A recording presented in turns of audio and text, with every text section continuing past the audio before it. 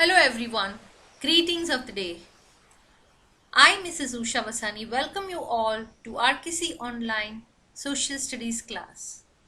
Today we are going to study chapter number 13, Natural Disasters. The previous video was part 1 revision video of natural disasters. Today it is part 2 of the same chapter but a revision video.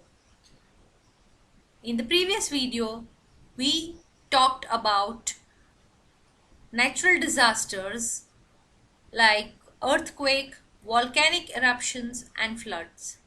Today we are going to talk about other natural disasters. So let's start. Today's learning objectives would be to understand the difference between man-made disasters and natural disasters, which we have already discussed in previous learning, that is part 1. Today we will understand in detail about the natural disasters like tsunami, droughts and cyclones. We will also study how various disasters are caused. We will learn about the precautions to be taken during these disasters. And then at the end we will try to realize how human actions can cause disasters.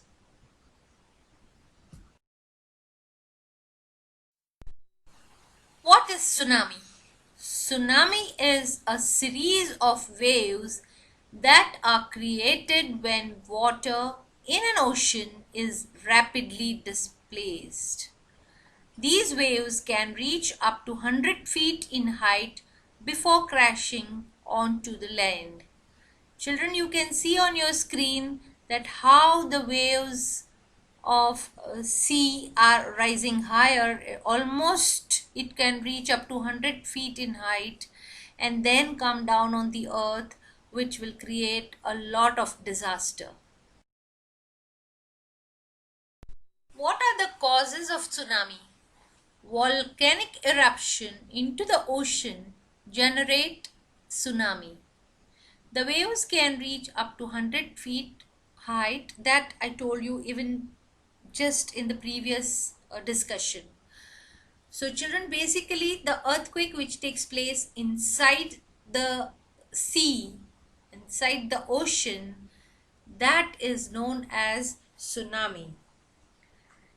A tsunami is a series of waves that are created when ocean water is rapidly displaced.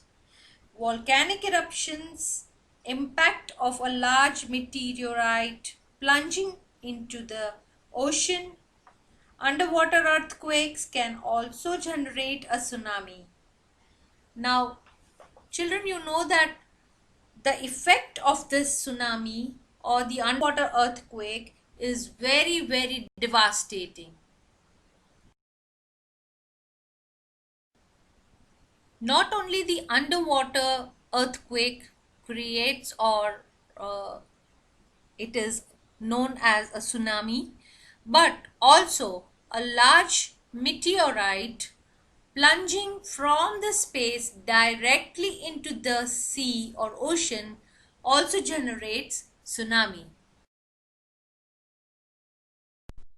Children, have a look at the screen and you can see that even underwater earthquake also creates disturbance in the waves, and that also is one of the reasons which creates tsunami in the sea water. You can focus and see on the screen that how it creates the earthquake in the water is also another name of earthquake in water is tsunami. Children, basically what happens when an earthquake occurs under the sea or ocean, there it displays large volume of seawater and causes huge waves to be formed in the sea. These waves are known as tsunami, and the effects of tsunami are very devastating. Children, if you want to experiment, you can fill water in one ball and try to drop in a big stone inside it as if a meteorite is plunging into the ocean. The same way you can put or you can throw a stone inside the water which you have filled in ball, you will be able to understand that how tsunami must be causing by the plunging of a meteorite. So you can experiment it at your home, and you can just try to understand that how huge waves might be causing after the disturbance underwater. May it be earthquake underwater, or may it be a plunging of meteorite. Let us talk about the effects of tsunami. Tsunami not only destroy human life but have a devastating effect on insects, animals, plants and natural resources. A tsunami changes the landscape. You can see in the first picture on your slide that imagine this huge waves, how it must be destroying all the natural resources or human being or animals living nearby that area. It also uproots trees and plants and destroys animal habitats and nesting sites of birds as well. This was all about tsunami. I hope you all must have understood, and maybe this will help you as a revision. So children, now let us understand about droughts. Flood occurs when there is excess rain, and drought occurs when there is very little or no rain. What do you mean by drought? Let us understand properly. The word drought instantly brings an image of dirty, parched land, no rainfall, crop failures, starvation, and bad living condition to our mind. In simple terms, drought is a condition of acute scarcity of water, food, fodder, employment due to scanty rainfall or no rainfall in an area. How a drought starts? Drought starts when there is very little or no rainfall. It causes scarcity of food. The soil becomes very dry. Trees have a sign of dying, and hence the weather gets hotter and hotter. Let us see some of the causes of drought. The causes of drought are basically deficiency of rainwater, deforestation, soil erosion, and ultimately global warming. What precautions should be taken at such times? Let us talk about some of the precautions to be taken during the drought. Reservoirs and water tanks should be built to store water, that is for future consumption. Farmers should be educated to avoid overgrazing. Rainwater harvesting, which involves collecting rainwater falling on rooftops and on the ground for future use, can be very useful. This helps farmers in case of no rain. So we should keep in mind few of the precautions which we will be really of a great help if we are aware of such precautions to be taken before the situation of drought occurs. Students, look on your screen and see what is the situation when there is no rain. India is an agricultural country and farmers depend on monsoon rains. When rainfall is delayed or scarce, it leads to drought, as I told you, which causes scarcity of food. Droughts lead to starvation and death of large number of people. India has quite a few drought prone regions and some part of Maharashtra, Karnataka, Andhra Pradesh, Gujarat, Odisha and Rajasthan are particularly prone to drought. A large number of people die every year because of drought. See how the people living there must be facing such a lot of problem because of no rain.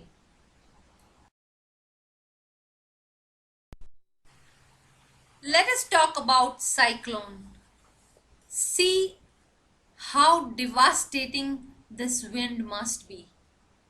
The picture itself says that it is very scary picture, that what would be the condition if we have to face someday this situation. Cyclone Hudhud caused extensive damage to the port city of Vishakhapatnam in Andhra Pradesh in October 2014. With a wind speed of about 205 kilometers per hour, it uprooted trees, damaged buildings, and killed more than 40 people in the state.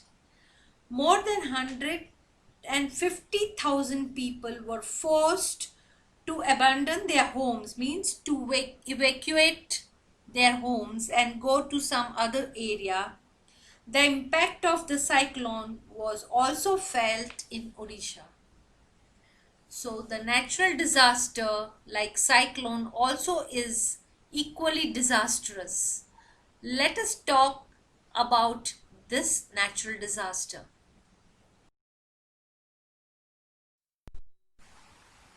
What is a cyclone?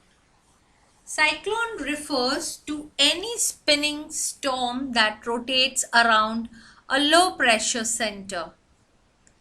Closed low level atmospheric circulation, strong winds, and a spiral arrangement of thunderstorms that produce a heavy rain. Cyclones are characterized by inward spiral winds that rotate about a zone of low air pressure. Warm core cyclones, such as tropical cyclones and subtropical cyclones, lie in the horizontal scale, that is mid latitude. Cyclones are also seen on the extraterrestrial planets such as Mars and Neptune. Cyclones form due to latent heat driven by significant thunderstorm activity.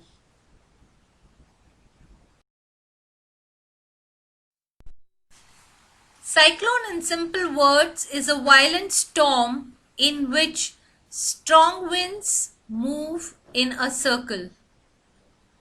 It is caused by winds which travel at great speed, flattening and destroying everything in their path. Generally, the wind speed is over 100 kilometers per hour. Let us discuss about the effects of cyclones. Cyclones cause heavy rainfall and landslides.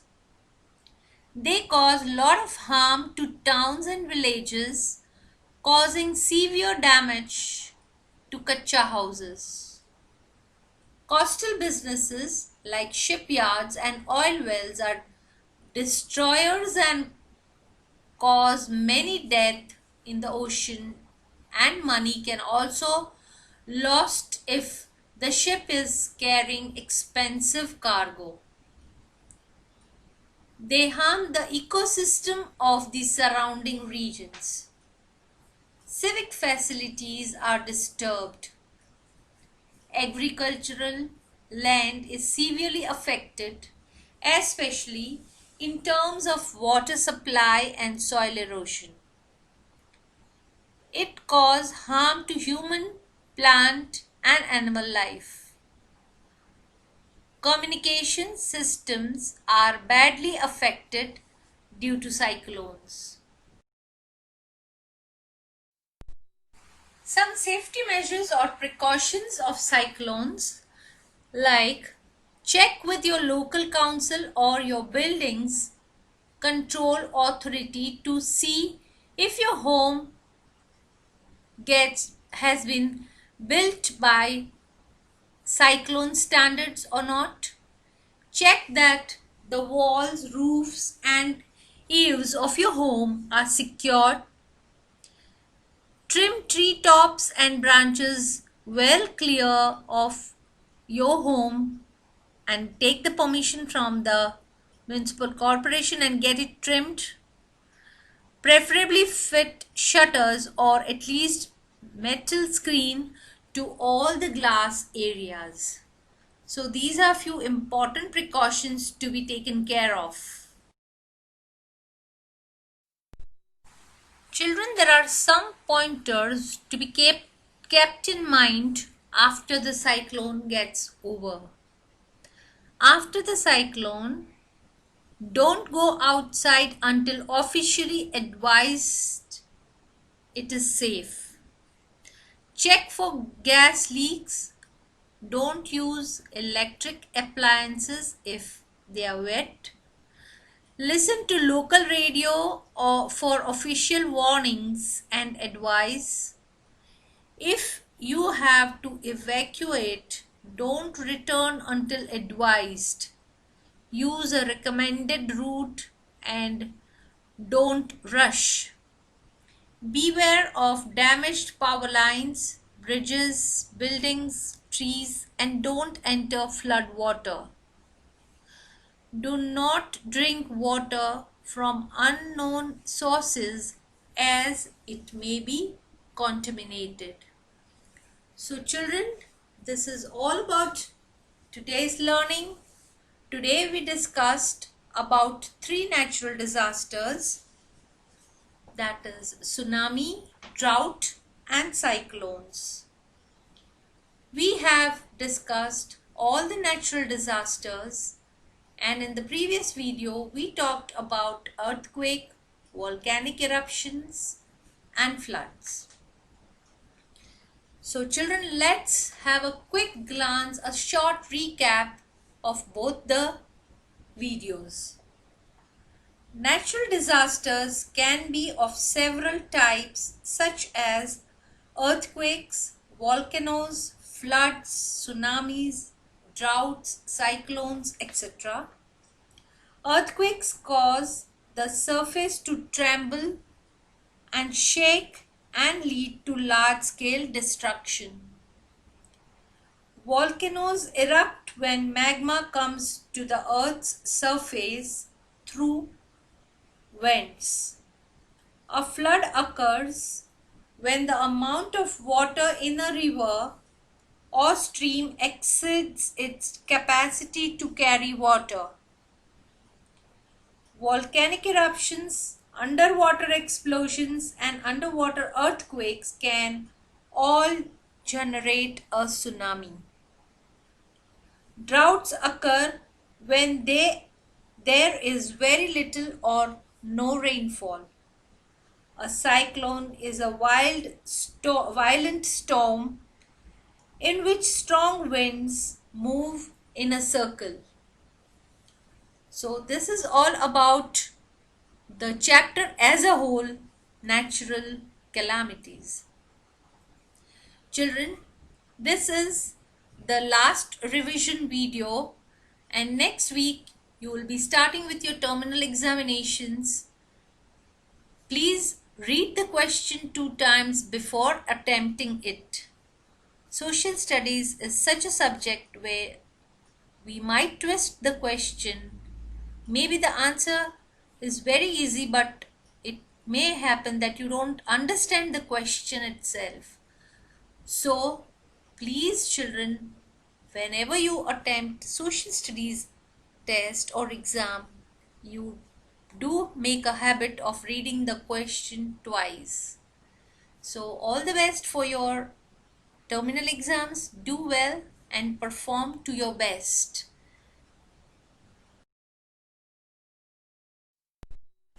So, this is all about today's learning.